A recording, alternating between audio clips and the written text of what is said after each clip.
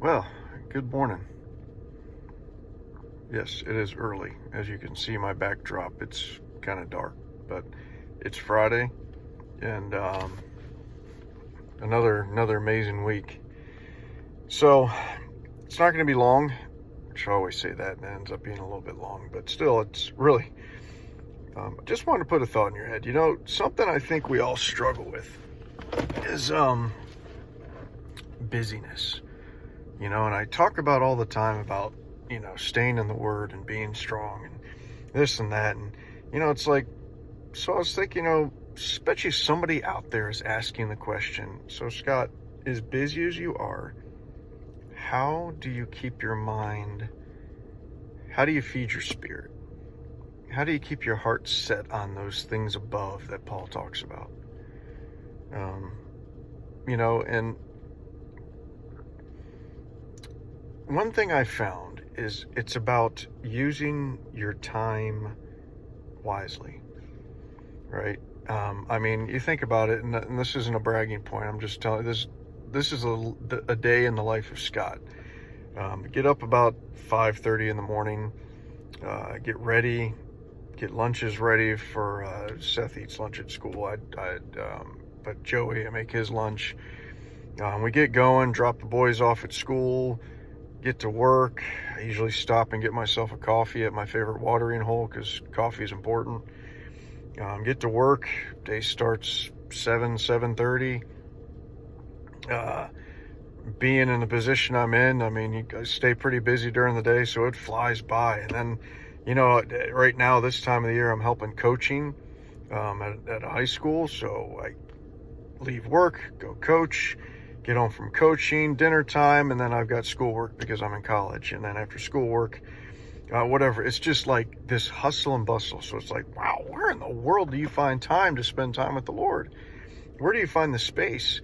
What I've learned to do is, I'll give you a couple ideas. There's the audio Bible. I've used that. It's not my favorite thing, but it's something that I find resourceful. Something I really enjoy is podcasts. Find yourself a good, biblically sound podcast. Rick Warren from Saddleback Church, he does a great podcast. And I encourage you to find like more than one because to be honest, I was listening to Rick Warren every morning. I kind of got sick of listening to his voice every morning, so I had to find another podcast. But just constantly feeding my spirit with the Word. Another thing is I have iTunes, and I've created a massive collection of worship songs. It's like 300 and something songs. And when I'm not in the mood to listen to somebody just talk to me, I'll just listen to worship on the way into work. And and keep in mind, it's from my house to work, it's about 55 minutes. So I've got a little bit of time, but even if you have a short time, there's 8-minute podcasts, quite short podcasts. So, the point is we've got to constantly be feeding our spirit. We've got to constantly be exercising our spirit. And I go back to, I say I coach. I tell the boys, because I coach boys, I tell them all the time that in order for you to get better at what you're doing, in order for you, let alone just to maintain where you are, you have to practice. You have to put time in. You have to put effort in. And, I coach soccer, and if soccer is a very technical game when it comes to footwork, and if you aren't constantly training and working on foot speed, over time you lose it. You lose your timing. You lose your touch. And, it's the same way with our walk, with our spiritual walk. When we aren't constantly feeding the Spirit, when we aren't constantly hearing what God has to say to us, our spirit falls out of touch, falls out of tune. We lose that eternal lens that I've talked about. That we need to look through. We become weak. We become even more susceptible to the things we struggle with when we're not constantly feeding our spirit. So in Romans 8:13, Paul says, "For if you live according to the flesh, you will die. But if by the Spirit you put to death the deeds of the body, you will live."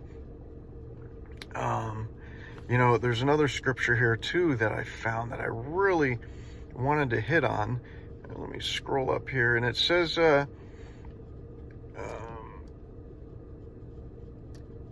let's see, it's Colossians 3:5. It says, "Put to death, therefore, the components of your earthly nature, sexual immorality, impurity, lust, evil desires, and greed, which is idolatry. Because of these, the wrath of God is coming on the sons of disobedience." And it's like, well, how do we put that to death? That stuff we face, those just a little minute list of the things we face every day as people, the temptations and problems we face. We put that to death by doing what the psalmist says in Psalm 119, verse 10. It says, "With all my heart I have sought you. Do not let me stray from your commandments." What a powerful, powerful, powerful request to God, saying, look, with all my heart I seek after you. Please, please don't let me stray from your commandments. So how do I do that? And verse 11 says, "I have hidden your word in my heart, that I might not sin against you. Blessed are you, O Lord. Teach me your statutes." It is so important, and I encourage you to find something in your quiet time and in those maybe stagnant moments, those times where you really have nothing going on. It's so easy to sit down and hit the power button, hit that clicker, and flip to a TV show and just be mesmerized by whatever's on the television. Well, why not just sit back, close your eyes, maybe listen to a podcast, listen to the audio Bible, listen to a teaching. I mean, Brent's devotions daily are just awesome, and they're right there at your fingertips, with Facebook and YouTube, and Morning Brew, on Fridays. So I encourage you to really just take the time to when in the busyness of life that a lot of us are in, with our kids and our jobs and our families, and that you find those times and those moments where you can feed your spirit to strengthen yourself, so that you can be ready to give a reason for the hope that you have, and be that example and that light for those around you, because that is our purpose, is to reach those and touch those that we come in contact with. So I pray you all have an amazing weekend.